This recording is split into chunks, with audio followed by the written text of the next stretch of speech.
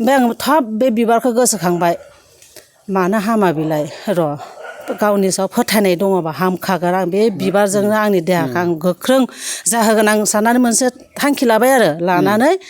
ओमफ्राय माथो सावनानैसो फोननांगौनो मानांगौ होननानै बुंनायल' खोनादों ओमफ्राय आं सावाखै आरो बुस्थुखौ सावालासेनो ओमफ्राय दै गोथारावहाय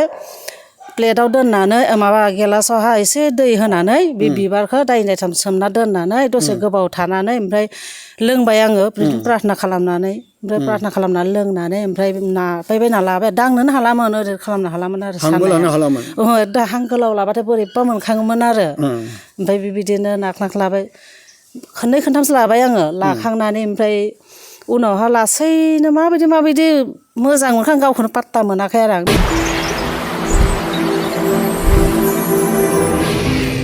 अन्दायग्रा गासै आइ आफाफोर बिदा फंबायफोर दिनै बे सानसुनि समाव मिथिंगानि समायना बार खोलो खोलो बार बारनायजों दाउसिन दाउलानि गाबनाय इसोरनि सोरजिनाय बे गासै बुहुमनि समायनाय बे मुगायाव दिनै आंनि बे ज्योति प्रेयार मिनिस्ट्रि सेन्टाराव दिनै जाय बङाइगाव डायसिसनि मानगोनां बिशप थमास फोलेरफुलिनि ब्लेसिं होनाय बे ग्रथ'आव आरो बिनिनो गाहायाव जाय 2023 मायथाइयाव जाय आंनि सासेल' फिसा आलफानसा बर' नार्जारिया 4 एप्रिल खालि बे बुहुमनिफ्राय जोंखौ नागारनानै रुंसारि जालांबाय बे रुंसारि जालांनाय आलफानसा बर' नार्जारिनि मुङै जाय मांखरसालिनिफ्राय लाबोनाय बिनिनो हाखौ जोंनि बे जायगायाव खाम्फा फसंनाय जादों आरो बे खाम्फायाव जाय आलफानसानि बे सावगारिखौ जों नुनो मोनदों आरो बे आलफानसानि फबजानाय हा नैबे फबजानाय हा बे हाखौ बे खाम्फायाव फाउन्डेसनजों लोगोसे जाय आर्चबिशप जन मला सिराया जेब्ला आलफानसानि गोसोखां सान एबा सारादुआव बेखौ अपेनिं खालामदों आरो बेखौ बोर होदों आलफानसानि बे फबजानाय हा बाहाय दं जेरै गोथार जायगाफोरनिफ्राय गोबां हाफोर लाना फैयो जेरै जोङो माखासे नाबिफोरा गावनि हामजानायनि थाखाय नाबिफोरनि बिसनायजों बै समाव जोङो बाइबेलाव जों मोननो हायो जाय बै समाव जेरै बिसोरो गोथारफोरनि जायगाफोरनि हाफोरखौ लाबोनानै गाव गावनि सोरखारनि थाखाय सोरखौ हामबायनि थाखाय थोजासे हाफोरखौ लानानै फैनाय दिनै बेनिखायनो गोबां गोथारफोर जायगायाव जों गिदिङो पिलग्रिमेज बेनिफ्राय जों अन्थाइ हाफोर लानानै फैयो नाथाय बिदि होननानै आलफानसा फिसाखौ गोथार होननानै बिनि हाखौ बे जायगायाव लाबोआखै बबेखानि बे जायगायाव फबनो थांखि लादोंमोन नाथाय जोंनि गोसोबादि नङा इसोरनि गोसोबादि बेखायनो बे जोंहा अदालगुरि टाउन खाथलि मण्डलिनि मोनसे मांखरसालि दं रायजोनि मुङै बिनाय रायजो मुङै सम बे गोथारफोरनि फरब गोथैफोरनि फरबफ्राव बे जायगायाव बिनायनि खाबुखौ मोननानै जोंनि गियानि मानसिफ्रा बे आलफानसानि गोथै मोदोमखौ मांखरसालियाव रायजोनि गेजेराव फबनाय जादों आरो बेखौनो लाबोनानै बे जायगायाव बे खाम्फायाव फसंनायाव आर्चबिशपनि आखाइजों बोर होनानै बे खाम्फाखौ गायसननाय जाबाय आरो बाहायनो गोबां मानसिफ्रा फोथायनानै गाव गावनि थांखिफोरखौ लानानै बिबारफोर होफैयो गाव गावनि थांखिफोरखौ लानानै बिबार गथायनायजों आरो गाव गावनि आर'जनि गेजेरजों गथायफैयो दा जोंनि गेजेराव गावनि गोरबोनि दुखुफोरखौ गावनि गासै थांखिफोरखौ न'खरनि जेंनाफोरखौ बे आलफानसानो बिसोरनो खावलायनानै दिनै बाहाय गथायफैदों बिबारजों आरो बेयो दहाय दान्दिसे सिगां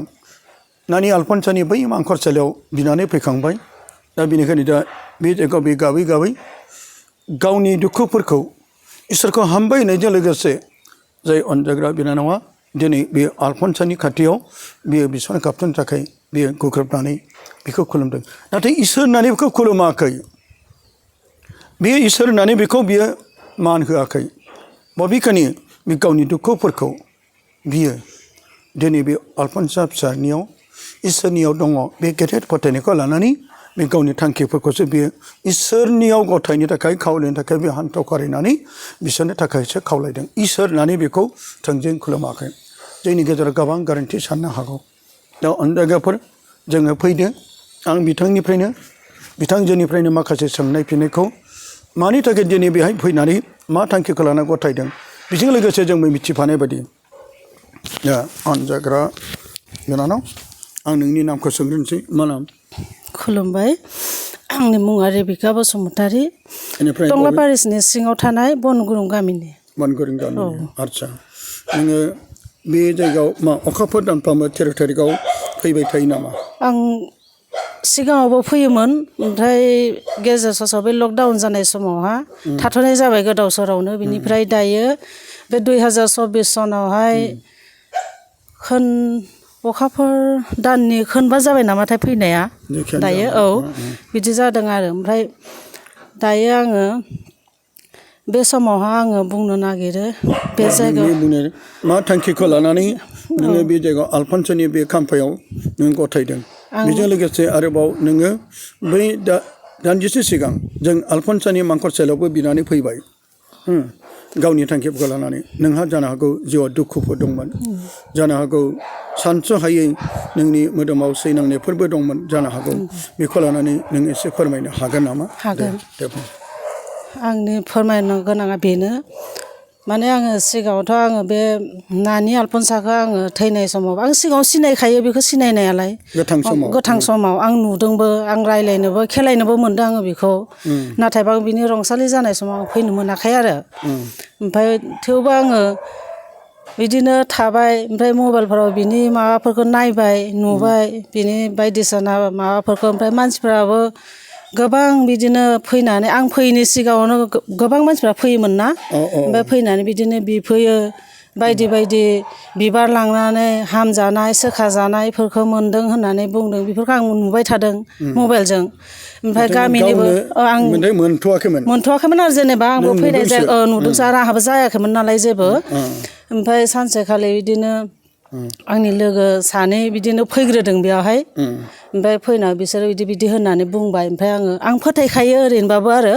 ओमफ्राय आङो बे बिबारखौ आंनो बहर आंनि न'खरावबो मा जायो मा बेरो मानसिनि न'खरावलाय मानसिनि देहायालाय आंबो लांनानै दोनहैनो ओरैनोबा आंहा फिसायाबो सासेया एसे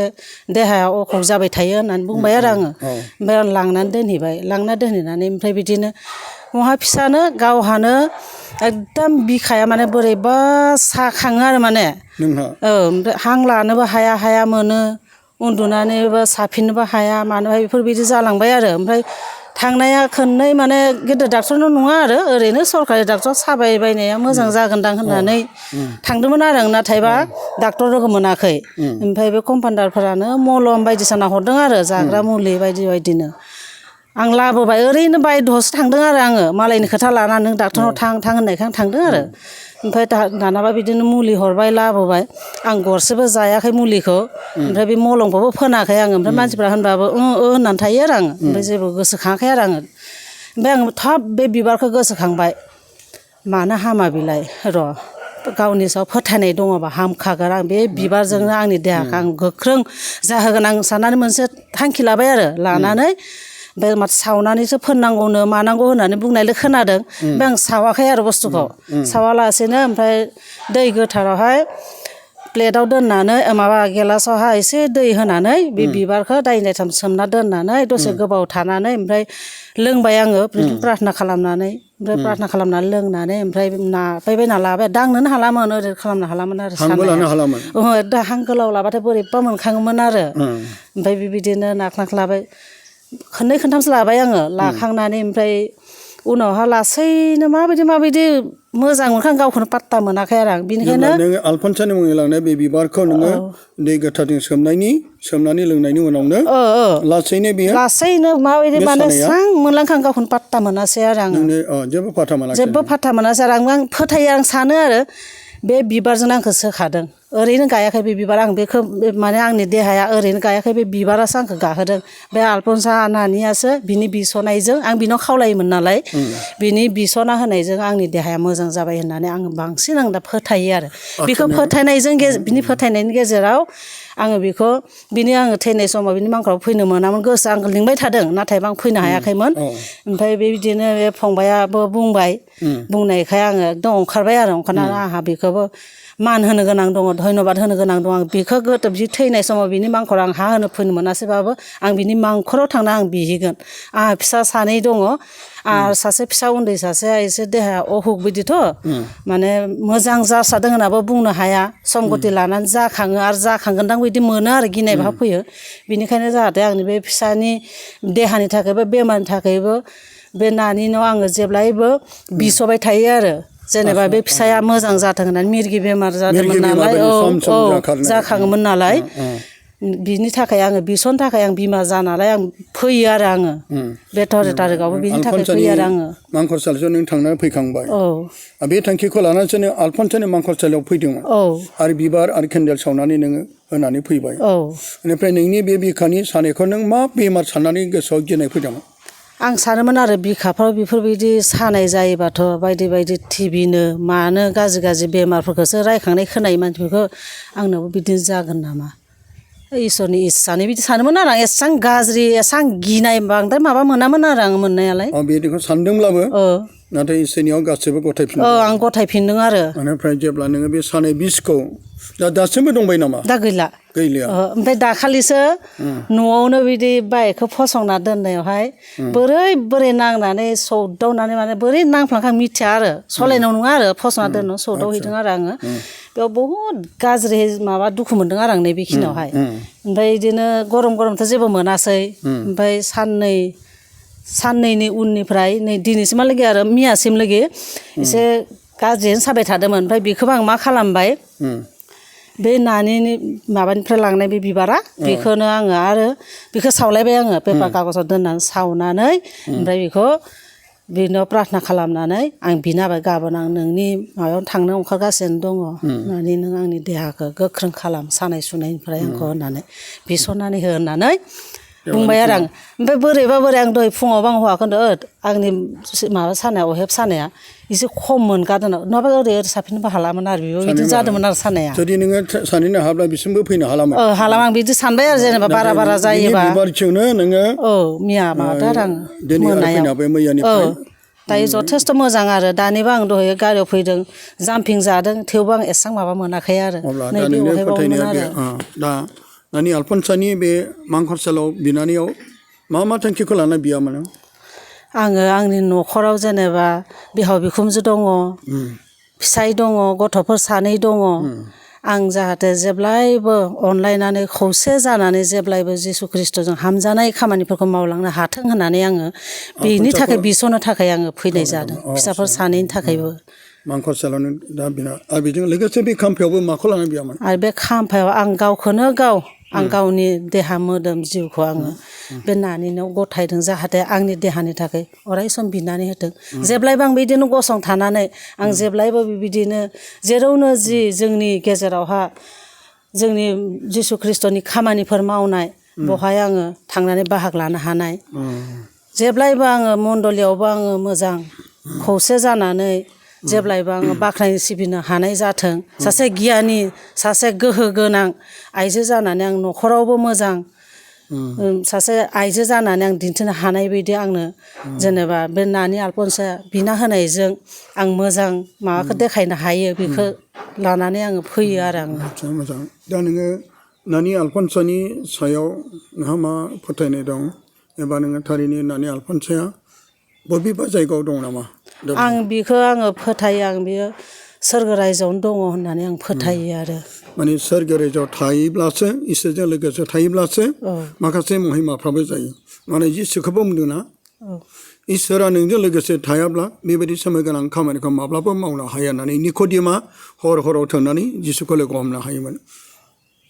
बेखौ लोगो हमनाया बुंदोंमोन बियो बुंदोंमोन फोरबो आं फोथायो इसोरा नोंजों लोगोसे आरो बे इसोरनि फिसाखा इसोरखा बे इसोरजों लोगोसे थायाब्ला बेबायदि सोमोनांथाव खामानिखौ मावनो हाया बेनिखायनो सोरबा गोथारफोरनि गेजेरजों सोरबा नों आं बिश्वग्राफोरनि गेजेरजों इसोरा लोगोसे थानानै बेबायदि जोंनि गेजेराव बे मावनायखौ जोङो नुनो मोन्दों सोरबा हिलिं पावार मोनैयाबो इसोरा लोगोसे थानानै मावनाय इसोरा लोगोसे गैयाब्ला बे माखासे जब्रा थाबायनाय सोरबा खाना नुनाय रेट्रिफोरनि गेजेरजों बेफोर गासिबो इसोरासो थानानै मावो बेनिखायनो सोरनिबा थ्रुयै बे गावनो थोंजों फैनानै मावा नाबिफोरनि गेजेरजोंबो इसोरा थानाया मावदों आरो बे मुगायावबो नों आरो आं एबा सोरबा थैनानै थांनाय आइ आफा बिदा फंबाय बिनानावफोरनि जिउआ इसोरजों खाथियाव दङ बिसोरनियाव गेदेर बरसा लानानै फोथायनानै गोबां सुबुंफ्रा हामजानायखौ फोरमायो दा नोङो नानि आलफनसानि मुङै बिसनाय गाबसानो बे बिबारनि गेजेरजोंनो बेखौ लोंनायाव नोंनि बिखा सानायखौथ' नोङो दिनै नों गावनि खुगाजों फोरमायबाय आरो फोरमायथिनानै गासै मानसिफ्राबो मिथिबाय ओंखायनो दा नोंबो बे फोरमायनाय थाखायखौ हाजासे हामबायो बेनिखायनो जोङो इसोरखौ हामबायदो आरो इसोरा नानि आलफनसानि गेजेरजों थानानै बे नोंनि बिखा सानाय नोंनि माखासे देहानि लोरबांथिखौ इसोरा नोंखौ अनखांबाय बेनिखायनो खेबसेबाव जों बे समाव अनजाग्राफोर दा जोंनि गेजेराव जाय बियो गावनि मोन्दांथि एबा गावनि हामनाय आरो मानि थाखाय बे खाम्फायाव बिफैदों आरो बे मांखरसालाव बिदों बिनि गासै गावनि उद्देश्यखौ बे फोरमायबाय बेनिखायनो खेबसेबाव फोरबो जिसु ख्रिस्ट'नि मुङै आंनि अननाय सिबिनाय खुलुमनायखौ बावहरनाय थाबाय नोंबो अननानै खुलुमहरनानै हामबाय होदो दे हामबायसै गोजोन्थों दे